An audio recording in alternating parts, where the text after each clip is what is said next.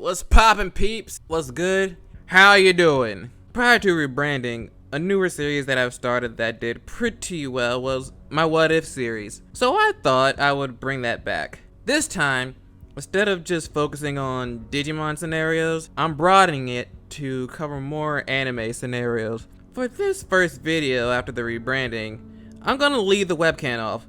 But if you want it back, just let me know. Now, let's get started with today's topic.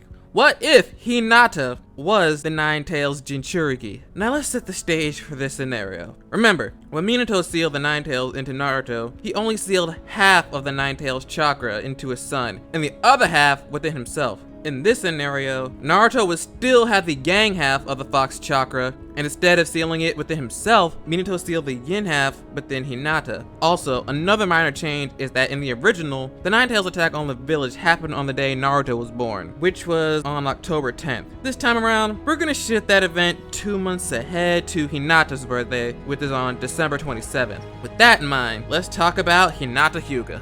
Her timid personality would still remain the same, with an added sense of loneliness due to being shunned by the rest of the village, as she's a host of the Nine-Tails. There's also the burden placed on her by her family, as she's expected to succeed her father as head of the Hyuga clan.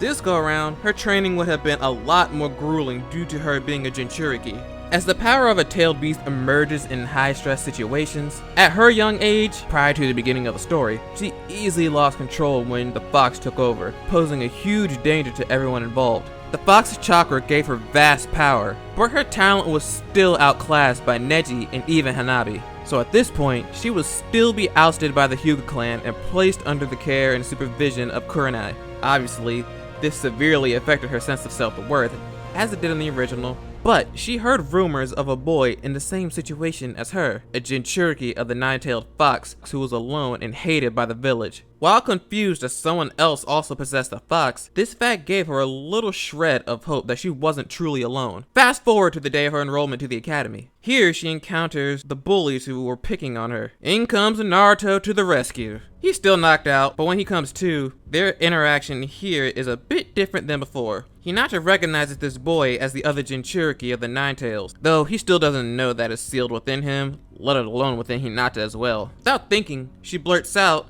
"You're just like me."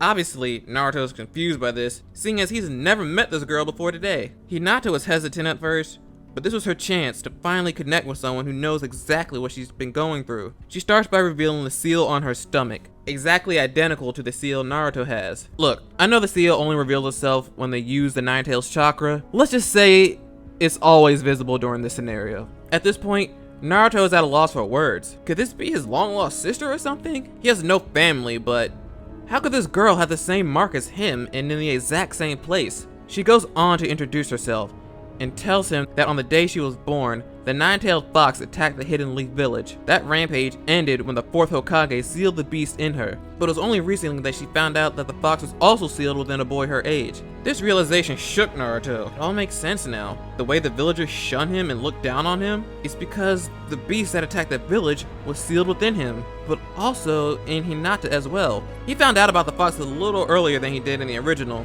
but just like in the original story, Naruto would have freaked out a bit. Before he can go off the deep end, Hinata told Naruto about her similar struggles, including being ousted by her own clan. This causes her to break down into tears. Naruto sees her crying, snapping him back to reality. He stands up and boldly declares his greatest desire, that he will one day become the Hokage, someone respected by the entire village.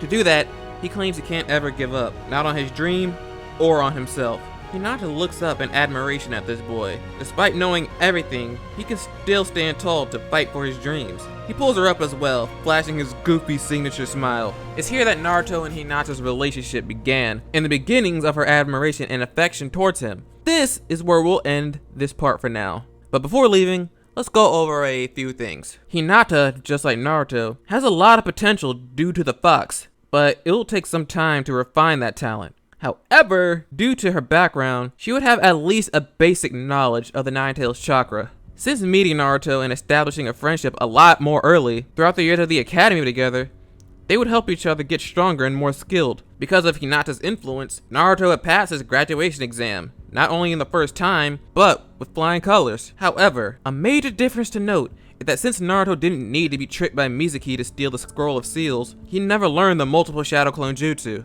From my research, the amount of Shadow Clones created are all dependent on the user's chakra reserves, so this probably wouldn't matter. In the next part, we'll discuss the Land of Waves arc and the Chunin exams. Thank you for taking time to watch this video. If you did like it, you know what to do. And let me know what you thought about it in the comment section down below. And what do you think would happen? What changes do you think would have taken place? And I will see you guys in the second part. Bye.